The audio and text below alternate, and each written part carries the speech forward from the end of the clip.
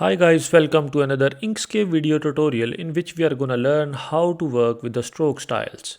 So for that I'm going to start with the rectangle, and then to just play with the stroke styles or different things I'm going to go into the objects, fills and strokes. So here into the fills and stroke, first I need to choose what kind of color I want for the strokes. So I'm going to go into the fills, I'm going to go with the black. And then here you can see into the stroke style, which is the next menu after the stroke paint. You can choose different kind of units. So there is centimeter, inch, points, pixels, millimeter, percentage, hairline and much more. I'm gonna go with the pixels. For example, I want to have a stroke of 10 pixels. So you can see I already have added a stroke of 10 pixels. So if you want to change the size, you can still change. I'm gonna select it again. And then here you can see like what kind of stroke do you want. Let's increase the width. Let's say I'm going to increase it to 15. And now again I'm going to select this, and then here you can see there are different kind of styles. What kind of style do you want for your stroke? These kind of styles available here, or you can see some other style like this, but I'm gonna go with the straight line.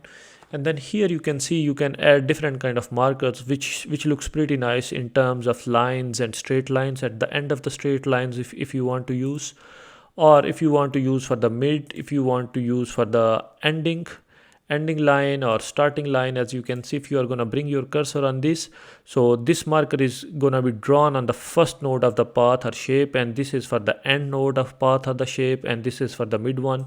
And then the next thing is joint. So there are different kind of joints. For that, what I would like to do is I would just draw two lines here, enter. Hi guys, sorry for distraction, but if you think my videos are helpful and if you are a serious Inkscape learner, then I'm gonna recommend you can go into the description of this video where you would find my course link where I have over 7 hours of Inkscape videos. In every video, I explain each and every individual tool with an example as well. Moreover, if you want to collaborate, if you have some kind of projects or assignment and you want to connect, feel free to contact me with my email, which is also given into the description. Thank you. So I just zoom this object, and then I just want to explain like this. Actually, all these joints determine the look where two path segments are going to join together. And the first one is miter joint. So this miter joint gives us the effect that when I have two corners and the miter is the width of the stroke at the joint and for really sharp angles. And then miter can be too long if I want to reduce the angles. For example, right now I'm going to go into the nodes tool, and if I want to go here and just shrink the angle, so you can see miter is getting long and long, as you can see here. But there is a limit for the miter. And you can see the limit here. The meter is gonna be cutted here because it reached to the meters limit. And what is the meters limit? Like meter limit is the width of the stroke into the factor of 4. So as right now I have chosen 4 here, so it means 40. So if it's more than 40 pixels, it's reached to the limit, and then it's not gonna go more than that. For that, I'm just gonna reduce. So right now, if I'm just gonna select meter, let's say 30, and it would be fine.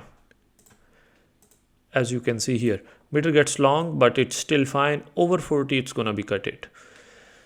And then there are two other things. The first one is round joint. If you want to have round joints, then you can choose the round joints. I'm gonna go here, select this, round joints, as you can see here. And the third one is if you want to have a bevel joint, you can have a bevel joint which looks exactly same when the meter reaches to their limit. Okay, so the next point is caps. What kind of cap do you want? So for that, what I can do is I can just go into the zoom, and then I can explain here at the edge. So you can see like if you want to have a butt cap, it's gonna be exactly like that. And if you want to have this kind of round cap, you can see, and if you want to have a square cap, you can see a square cap at the end. And the last option is order. So if you have multiple objects, I guess I can go into the press 5, and then I can show you here. I'm gonna zoom it a bit. So right now you can see what kind of order do you want for the fill, stroke and markers. So right now, for example, if I want to choose like this one where I want to bring my fill on the top and I want to bring my stroke on the back. So if I'm gonna select this object and then I'm gonna click, So you can see the fill comes up and the stroke went down. So in this way, if I want to bring the stroke back, stroke on the top, fill on the back, so I can just choose this option. And here and into the bottom, you can see you can change the opacity of the fill, or on the stroke you can move the blurriness if you want to have blur, so how many percent you want to have blur, and these kind of things. So this was all about stroke style. So we have learned like how to apply strokes, what kind of stroke colors do you want, what kind of styles do you have, and different kind of settings. That's all for this video. Thank you for watching and I hope you enjoyed it. If you did, please don't forget to like and subscribe to support this channel, where you are gonna find a lot of videos and tutorials. And if you are a serious learner, I am gonna highly recommend you can go into the description of this video and you can find my course link, where I have over 5 hours of videos in which I have explained each and every tool in a very detailed video with an example as well.